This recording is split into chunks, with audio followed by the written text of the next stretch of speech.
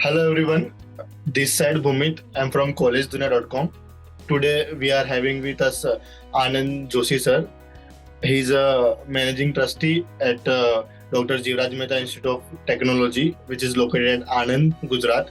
Hello sir, welcome to our education portal College Dunia. Hello sir.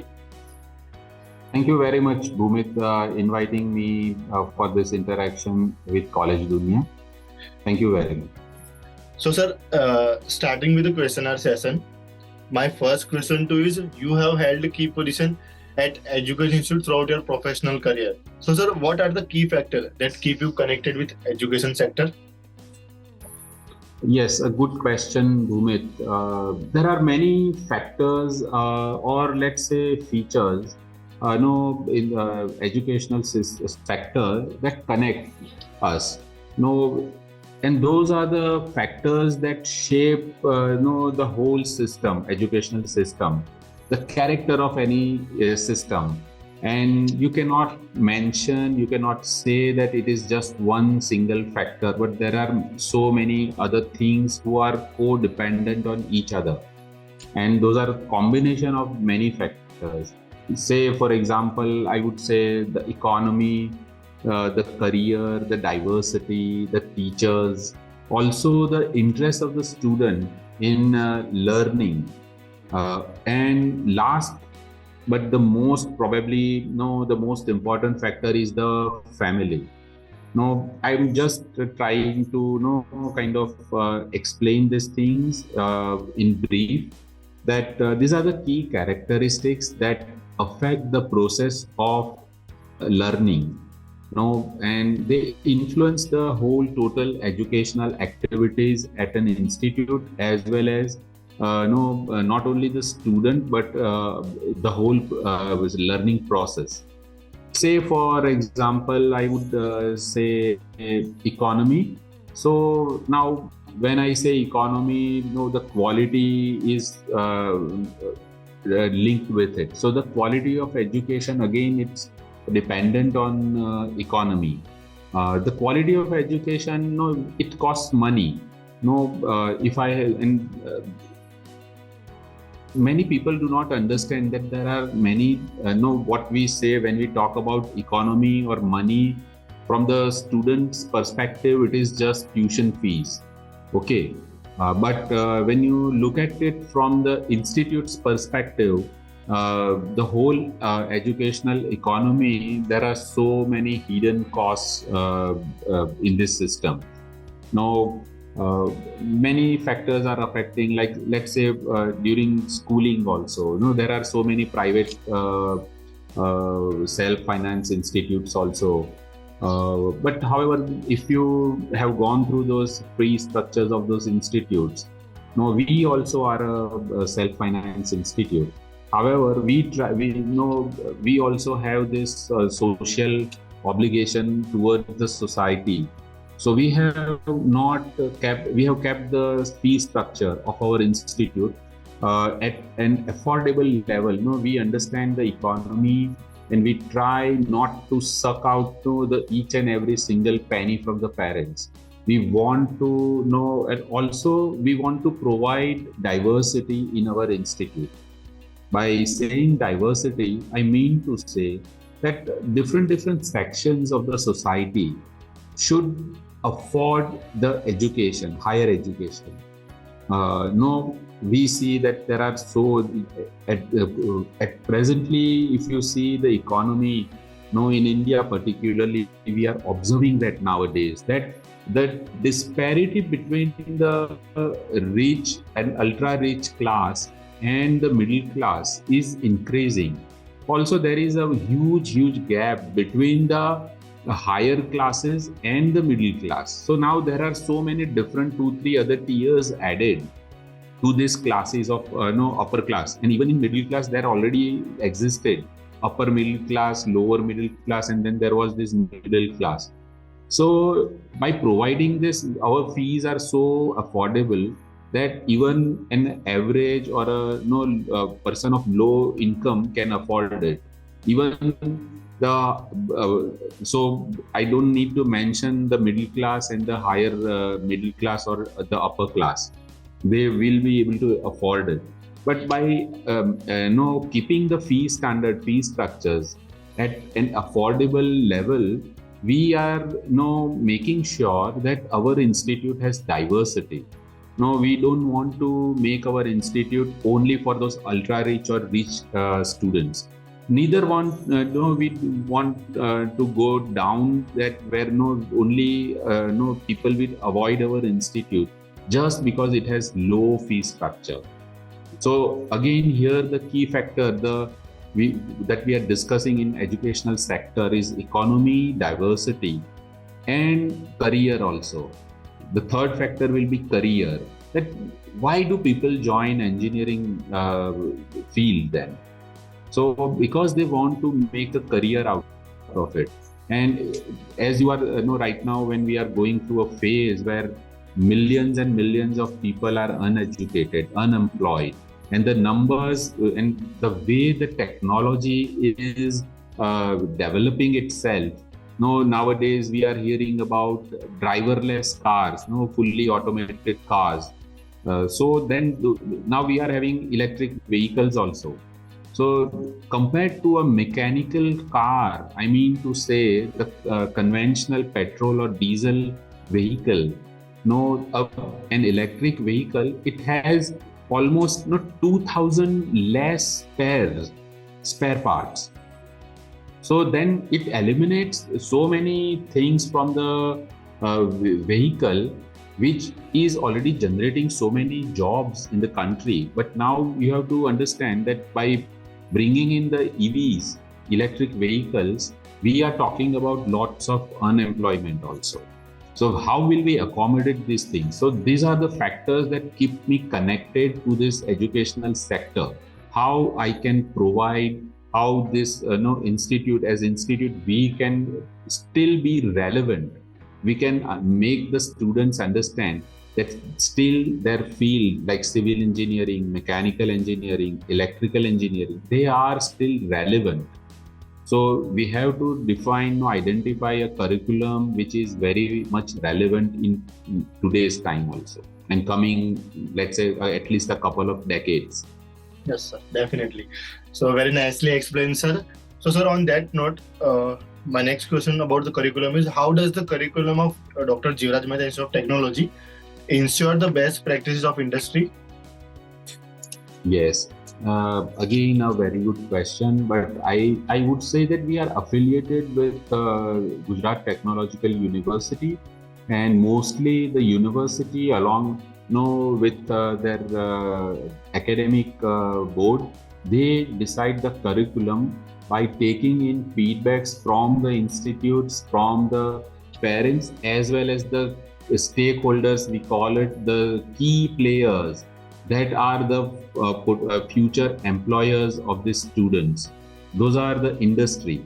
So they are in close, they take feedback from the industry and keep, this curriculum is very dynamic, and every year we see lots of changes coming, based on the feedback of the industry. So as institute also, we too are we are active, and we try to give our feedback to the university on the curriculum also, and together we come up with dynamic subjects as well as topics to include, so that when the student is graduated from the institute, he is industry ready. Very well said, sir. So, sir, coming to the next question, what would you like people to know about your institute that they may not know? There are so many things I can talk about our institute. Particularly, if I have to mention, we are very, the board of directors we have, the academic board also we have, the board of governors. They are from the best. They are the best of the industry. They are best of the academia, as well as we have many other people from the society who are the leading players. So together we all make this whole institute a happening place. We are not only, when I say about happening, I don't mean to say, but we mean to say that we are very much active in giving back the mission and vision of our trust is also to give back to the society. The society, the nation as such, when I talk about this, has given a lot. Whatever we are today, that is because the society and the nation has given us a lot. So now it is time to give back to the nation. And for that, we are trying to contribute as much as we can to the economy, the environment, the climate change that is happening. We hear a lot about climate change. We are actively involved in climate change, rather. For example, I would like to share with you that we are running an environmental testing and research laboratory at our institute, which is certified by the government, Gujarat Pollution Control Board, and we are a certified agency. We audit many industries surrounding Anand and Baroda region, and we provide them, by auditing, we help them maintain the minimum levels of climate, environmental norms and standards established by the government. Also, we have one more center of excellence where we do energy audit for the companies and industry, where we help them on how to save their energy, prevent the loss of energy. So that is also equally important, because you may be aware that energy saved is energy generated.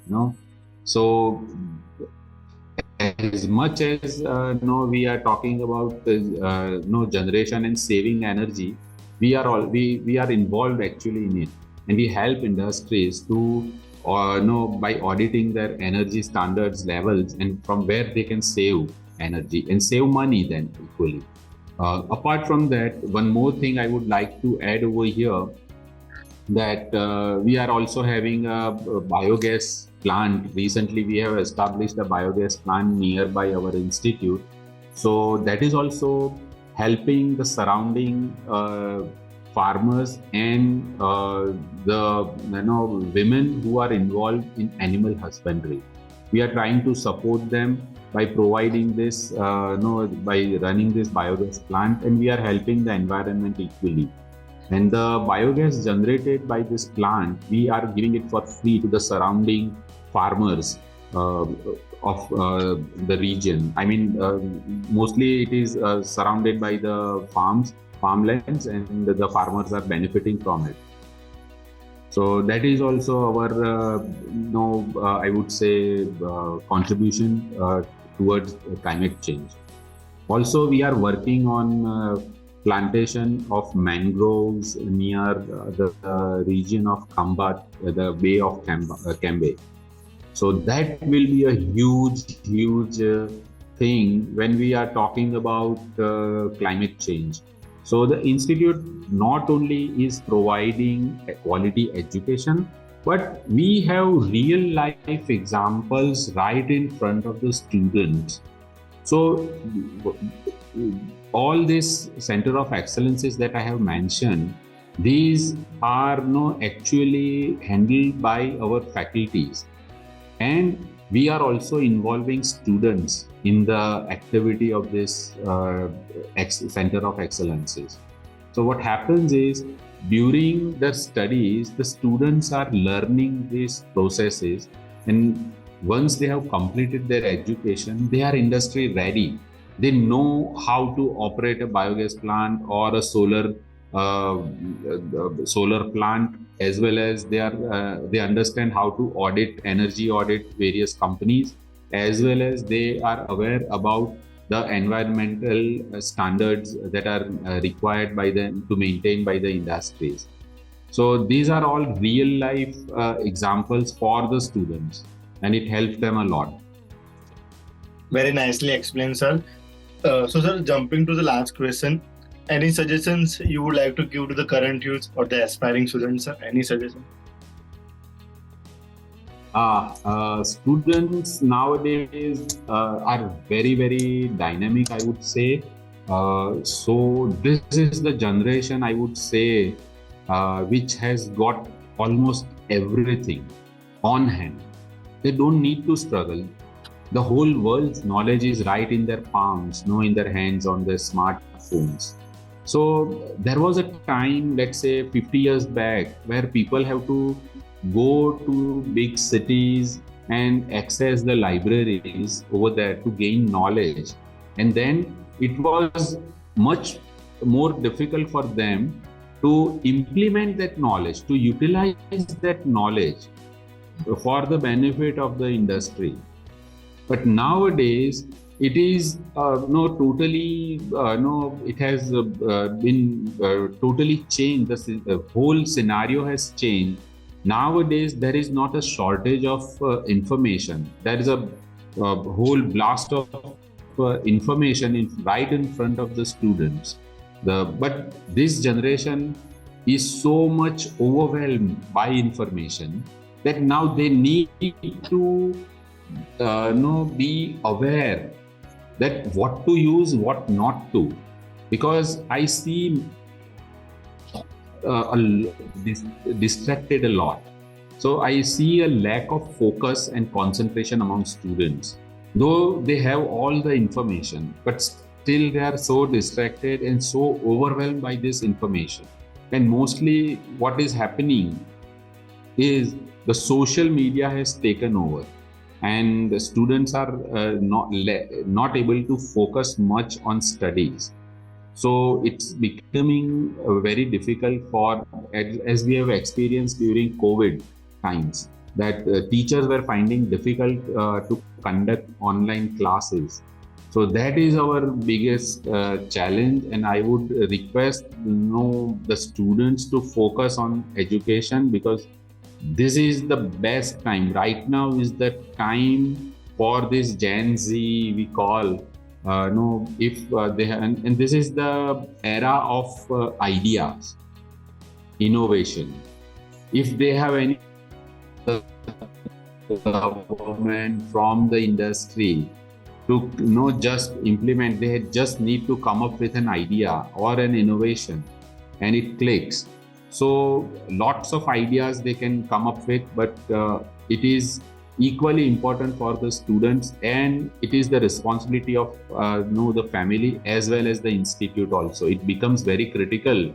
The institute has to play, the teachers have to play a critical part during this time. That if you fail to coach, if you fail to mentor a student properly, he'll be lost there. So biggest challenge, or my message to the student is, just stay focused on your education. That's it. Very well said, sir. It is definitely help a lot to the young generation and to the students, sir. So, sir, thank you so much for giving such informative information about Jivraj Mehta Institute of Technology. Thank you so much for your time, sir. Thank you. Thank you very much, Bhumit, and I thank College Dunya for giving me this opportunity to interact with you. It was nice conversing with you. Thank you very much. Thank you, sir. Thank you.